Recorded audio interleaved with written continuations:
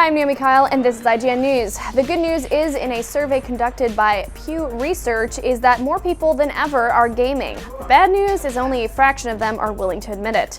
According to the survey entitled Gaming and Gamers, 50% of American men and 48% of women play games, but only 10% self-identify as gamers. While the report doesn't directly theorize why such a small portion are willing to consider themselves gamers, it does note that among the general public, attitudes towards games are complex and often uncertain.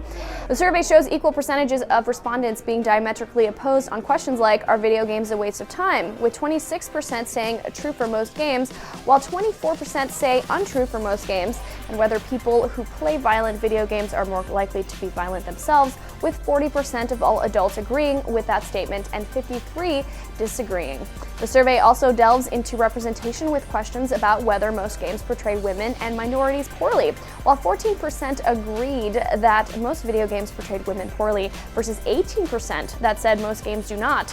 The majority, at 40%, stated they were unsure, while only 9% said they thought most games portrayed minorities poorly versus 23% who said most games do not. 47% were unsure. Pew also found that despite 48% of women admitting to playing games, 60% of all respondents thought that the majority of people who play games are men. In a bit of unsurprising news, the survey said fully 77% of men ages 18 to 29 play video games, more than any other demographic group.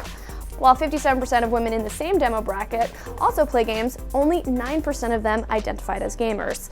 Pew conducted a survey by phone over the summer with 2,001 people responding. For more on all video games, stay tuned to IGN.